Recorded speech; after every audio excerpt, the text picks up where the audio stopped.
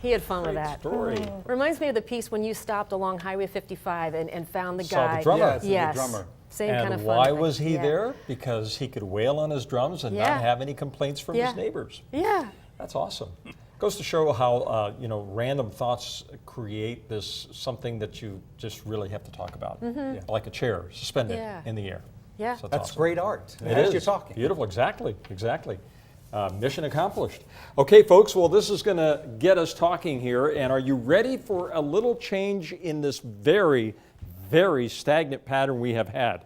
I'll tell you what, it got to the point yesterday where I said, that's it, I've had it, I've got to get up and I got to see the sunshine. So I got in my car and just drove up Highway 55, and sure enough, at about 5,000 feet in elevation, I encountered crystal clear blue skies and sunshine. It was beautiful up there, and I just got out of the car and just went, just had to feel the sunlight. Okay, air quality alert remains in effect right now for eastern Oregon. Nothing right now for the Treasure Valley, although our air quality remains right at the moderate level. So what's going to happen is this: we're going to continue to see the low clouds and the fog. It's going to stick around for at least the next 2 days. So cloudy skies and cold temperatures will stick around through Wednesday. Then perhaps some sunshine by Thursday, and partly cloudy skies are expected this weekend, and maybe even a chance of some showers in the forecast by Sunday as the massive high pressure ridge begins to break down.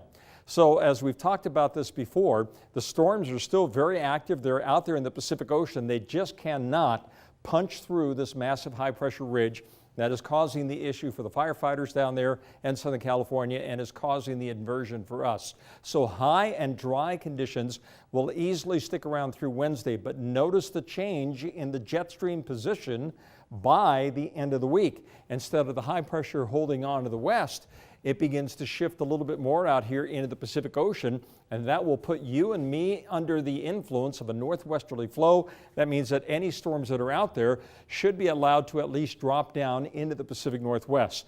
Computer models are indicating that some kind of a weak front comes in here late Thursday and Friday, and as it does, it should be enough to begin to stir the atmosphere, and hopefully that should help to break up the inversion a little bit. And then something else comes in here right around Sunday, and that might actually bring a little rain-snow mix to the Treasure Valley and a potential for some snow showers to the mountains.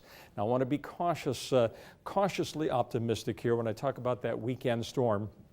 Sometimes when the trends have been very persistent like this, it takes something a little more significant, but this is what we're seeing right now. A little more sunshine on Thursday and Friday and Saturday, and then a chance of some rain or snow showers here in the valley on Sunday. What about the mountains?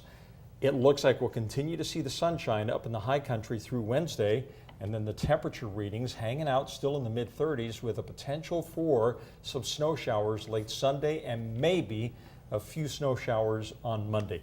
Remember last week we were talking about that there would be some kind of a pattern change that would be taking place in about 10 days, and this is, the models are saying, yeah, I think something's going to happen here by the end of this weekend and hopefully into the first of next week. It doesn't look like a huge change, but I'll take anything we can get our hands on at this point. Yeah. Yeah. Okay.